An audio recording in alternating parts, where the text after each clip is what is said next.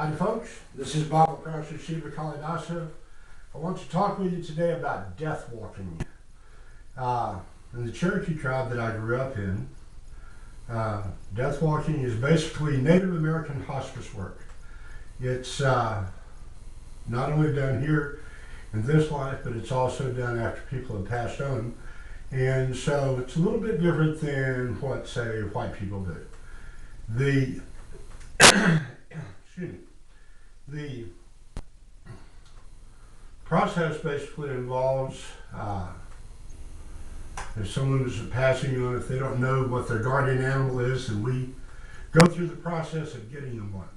And having done that, then we work to help them become at peace with the situation that they're in and what they're going to experience. We acquaint them with how the spirit world works, and we help them to make peace with their remaining relatives and people that they know. If there are people that they have been friends with in the past, excuse me. Allergies are a wonderful thing this spring. We have plenty of them. Anyway, if they have someone that they've been friends with in the past, maybe they've kind of gotten on out of sorts with them, and we try and help them also to get in a better relationship with those people. Basically, the process goes that we help them get a guardian animal, and if they can't get it on their own through the process that we do, which basically means that you lay on your back with your legs straight, you have your right arm at your side and your left arm over your eyes, which is a static trance posture that's been used for many thousands of years virtually all over the world for what we know as a lower realm journey. And you have someone that drums, and they drum at about 120 beats per minute, about twice per second. And it's about like it.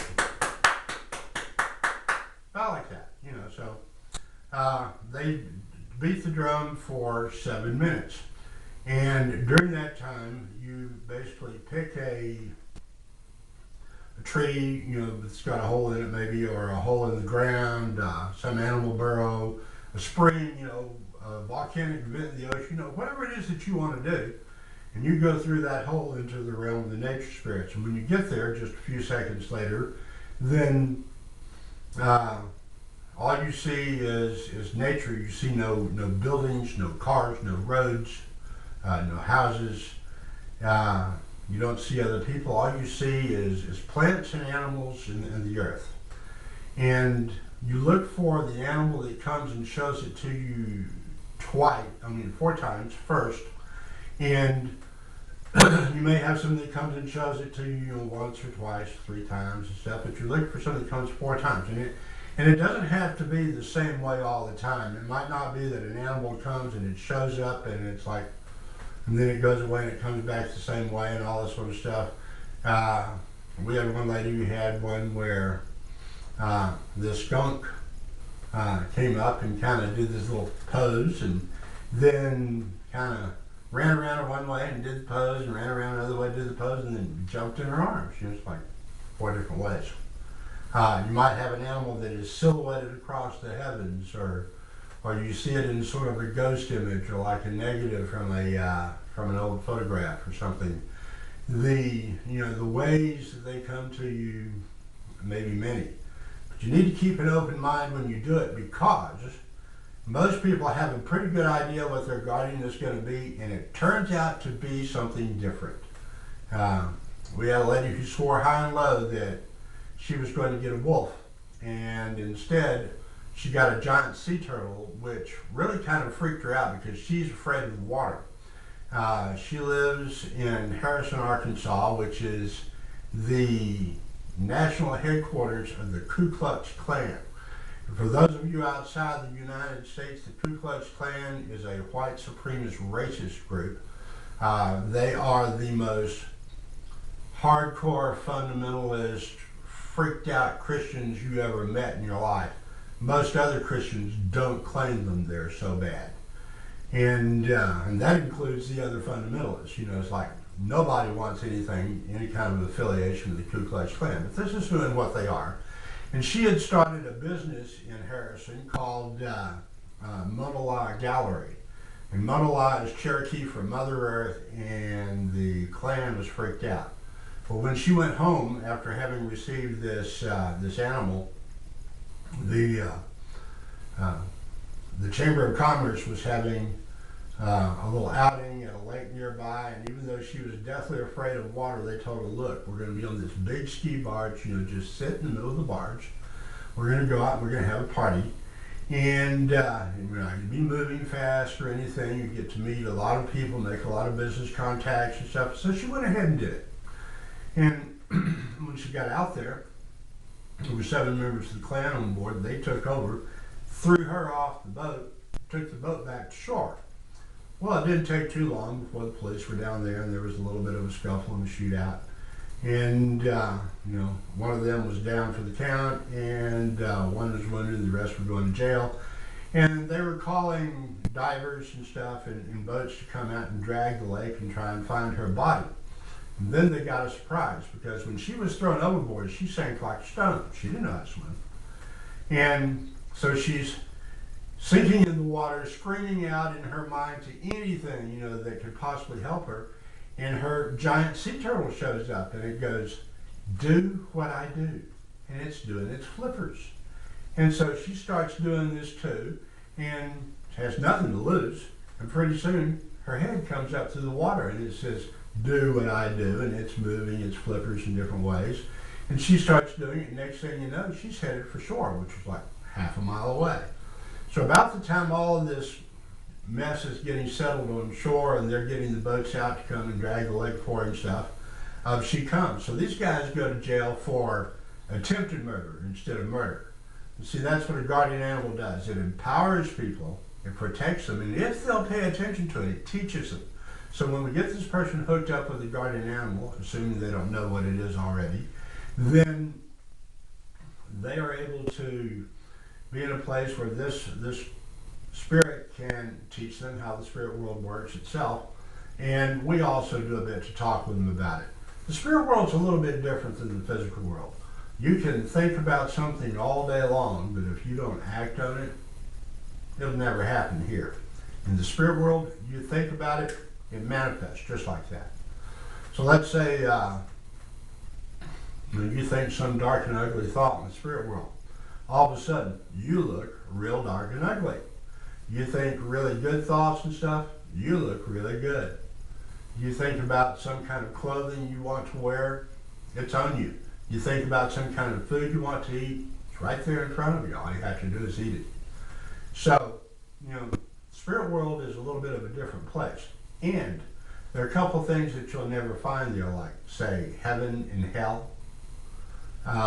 If you want to have heaven in the spirit world, think about it and create it.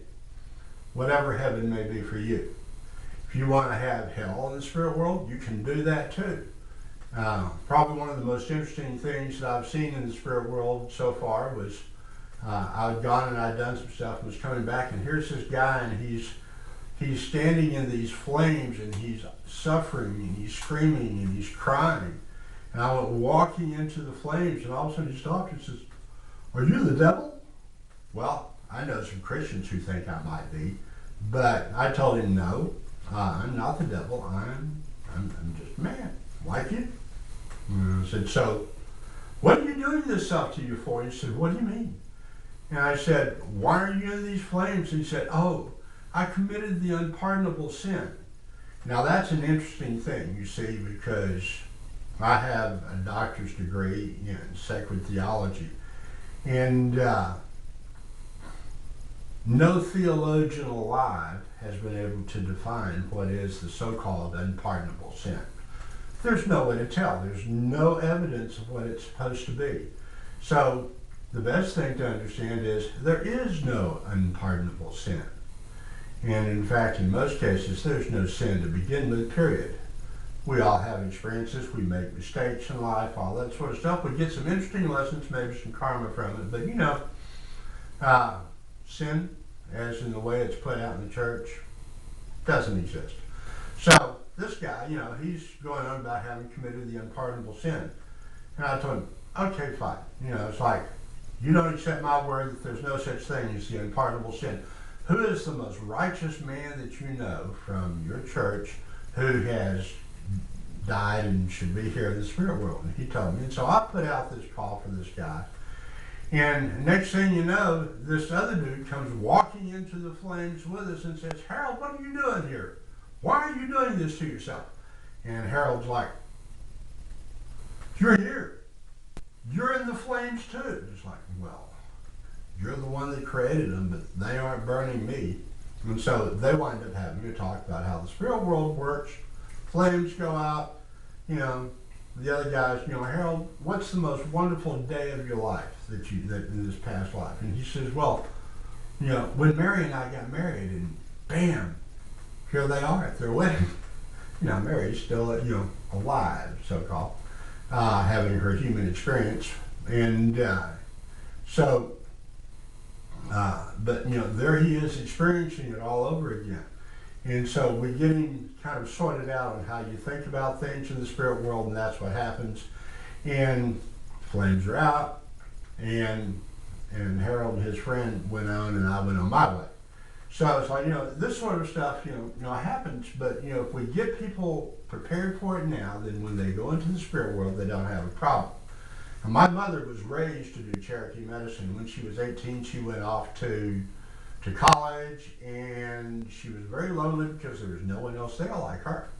And so she was given a choice. Well, if you want to have friends, you need to convert to Christianity and join the Baptist student, and you have all the friends you can handle overnight. So she does it, and caused her nothing but grief, and a whole lot of other people some grief, you know, for many years to come. And about 6 months before she died, she's like, you know, well, Clifford Nelson, I think I made a mistake. I was like, well, yeah, I think you did too. And so she kind of got over it and stuff, but she still wanted my brother to call me just as soon as she died, within like 5 minutes. And so when my brother Paul called, he said, you know, I'm really sorry, you know, mother's died, you know, but, you know, I don't know why she thought it was such a big deal, but she wanted you to be called immediately, so here I am. And I said, okay, great, I'll go see her in the spirit world. Now, my brother's an atheist. He doesn't believe this stuff, so, but that's fine. So I'm looking forward to having this conversation with him. I go into the spirit world, and my mother is dressed in one of her favorite pantsuits. She looks exactly like she did at her favorite time of life. And she's sitting on the stump and going, damn it to hell, damn it to hell, damn it to hell, damn it to hell. Now, if my mother said damn it to hell twice, it was bad. She, you know, she shouldn't talk like I do. She was twice, and it was just a horrible experience. But she was just going on and on. I said, you know, damn what to hell, Mother? And she says, well, I just had to look. And I said, you just had to look for what? She said, well, I just had to look for heaven and hell. I said, and you couldn't find them? She says, no. She says, I've been telling people lies for the last 60 years. I said, yeah, I know, you know.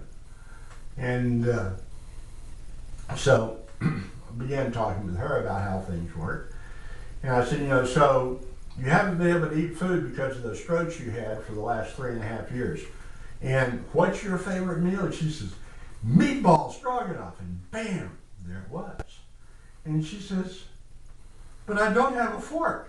Bam, there a fork was. So Mother starts eating. And I told her, says, okay, I'm going to be gone for 4 days, because you have 4 days to go anywhere you want to, see anything you want to, visit anything you want to, be around your family and friends if you want to and stuff.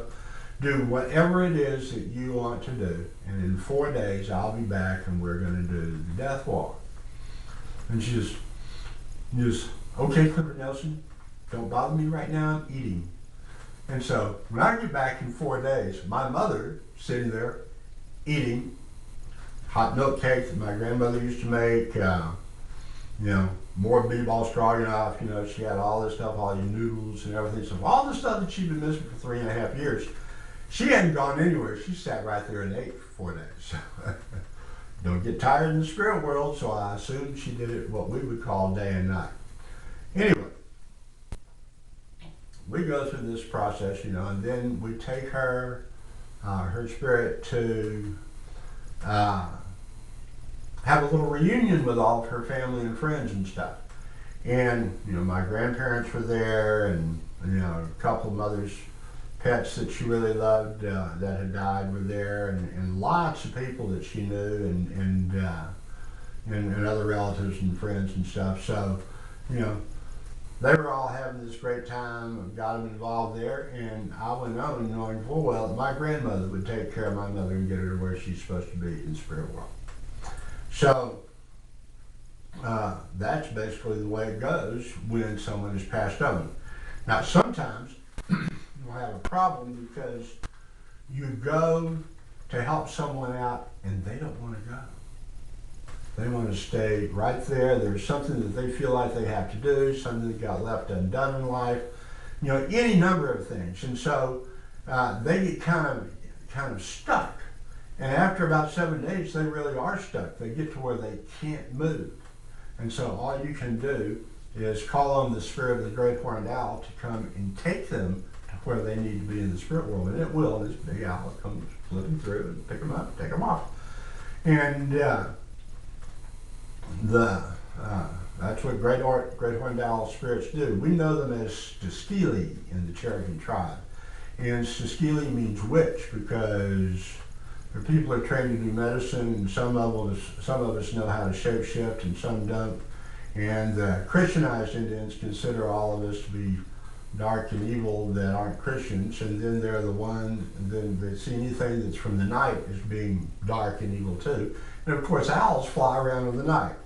And there are a lot of people who learn to do medicine and use it for evil, and they're considered to be witches in the Cherokee way of things. And Steskili means witch because, you know, again, it's a creature of the night. So anyway, you call it Steskili or the great horned owl, and it comes and takes care of it because it's really not an evil creature any more than much of anything else is. So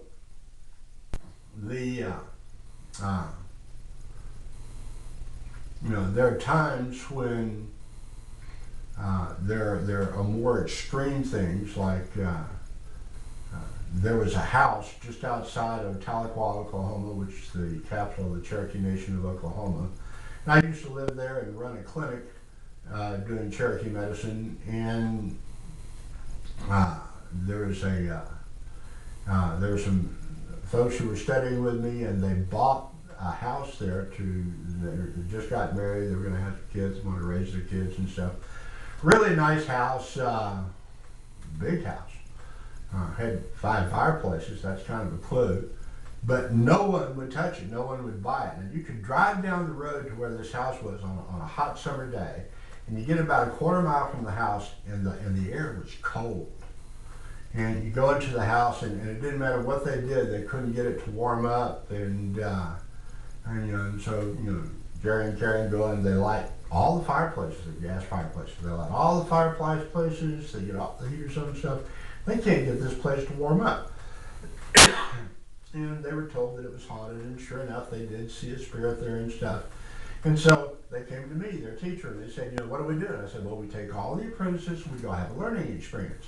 And so we go out there on the next weekend, and there was a young lady who was an apprentice of mine named Rhonda, and very good, very, very capable and talented young lady, no doubt doing wonderful medicine work nowadays.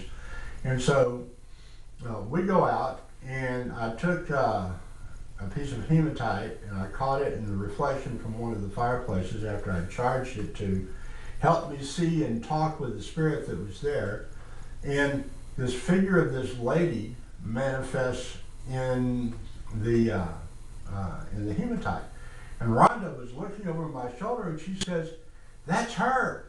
That's my old babysitter." Well, this lady had been her babysitter right up to the point that she was murdered by this guy who lived down the road. He had 2 sons that were going and having sex with her all the time. And he wanted to as well. She's a pretty good looking lady. Well, she told him that she didn't like old men. She just liked the really young ones. And so he came back one time, had his way with her, drug her down to the well house and drowned her. And her spirit was still stuck there. And so we talked with her through the hematite. And it's like, okay, why haven't you gone on? She says, well, I'm afraid that if I do, then when he dies, he's going to have some kind of a hold on me in the spirit world, and he's going to be able to do whatever he wants to do. And so I'm just hiding here, And so I said, okay, now what would it take, to cause it to be where you would be willing to go on? And she said, justice. She said the police knew he did it, but they couldn't prove it. And it's true, they'd gone out and they talked with him a number of times. They had a pretty good idea he did it. There was no way in the world that they could prove it, and so the crime went unpunished. And so we set up some stuff in the spirit world, and she saw what it was doing to him, and she was quite satisfied with that. And then we were able to work with the Great Horned Owl spirit and move her on to where she needed to be in the spirit world. And then about a week later, the guy who had raped and murdered her left a note about how, yes, he had done this, and it had really bothered him lately and stuff, and he just felt like he had to do something. He went down to the well house he drowned her in and shot himself, which certainly didn't exactly help my apprentices, because now there were two, and so we did a death walk as far as he was concerned. And but as soon as we'd done the death walk for her, then all of a sudden the air was warm and all this sort of stuff, and we were getting heaters turned off fast because that was one hot house. So that's kind of the way death walking can go a lot. Sometimes spirits will try and kind of latch onto you and stuff like that, but mostly these are the ways that it'll go. Now, I talked about doing some work with people before they pass on. And our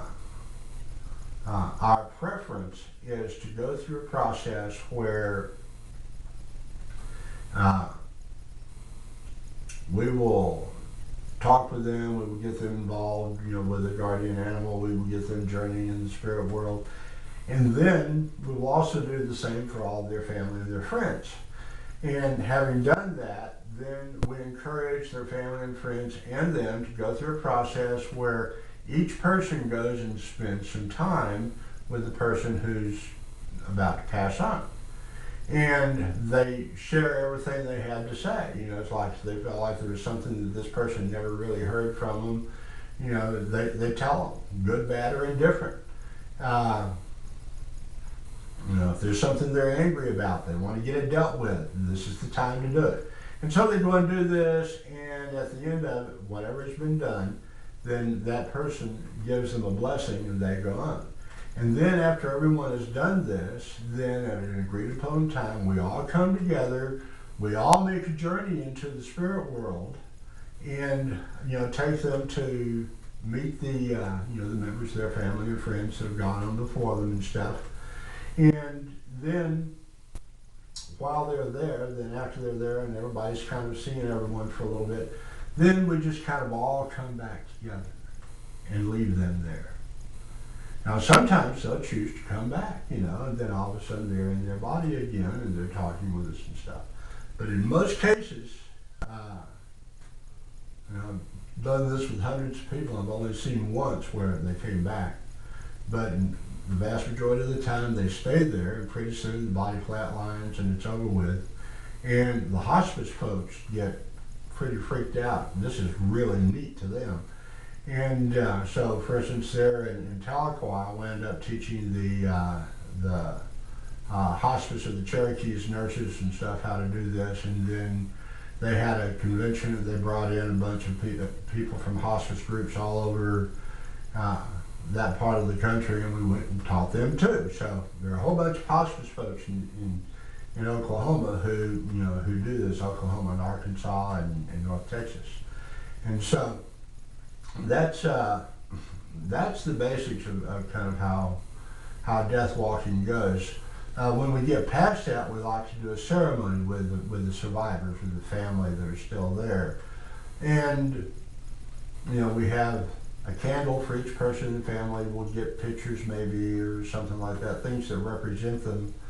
And we'll have this candle that represents the person that went on, and we'll talk about the place they had in their life, and we'll put out that candle because they moved on. They were all there, they saw it.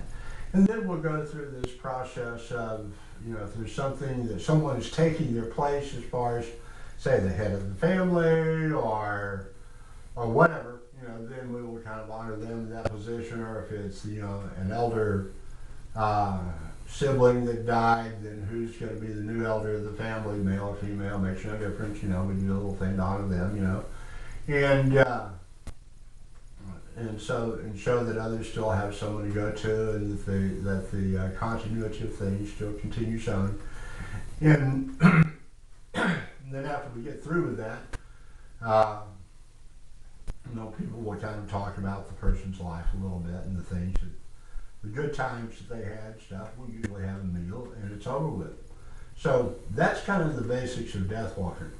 Now I have an apprentice whose mother just died, and she's pretty upset about it. She didn't feel like she could do this, so she asked me to do it. I went to see her mother in the spirit world the other day, and this lady was confused, seriously confused, and argumentative and resistant and stuff and whatnot.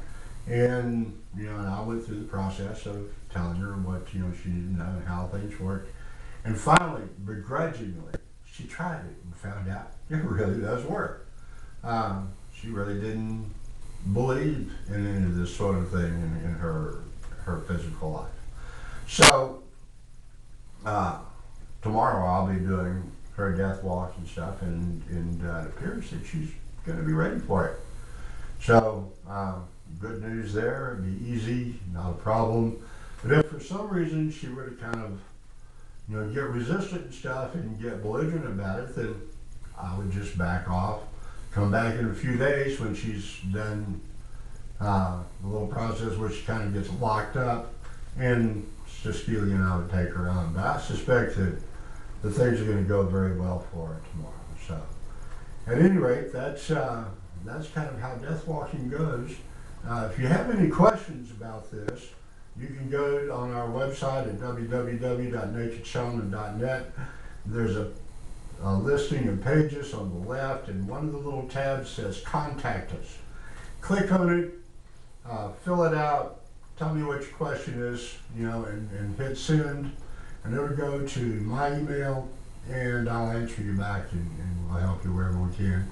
And if you have family members or something that need a little help along the way, maybe they passed and you think maybe they're still kind of stuck and around, we'll be happy to help you with that too. So, at any rate, that's it on Deathwalking, and we'll see you again soon.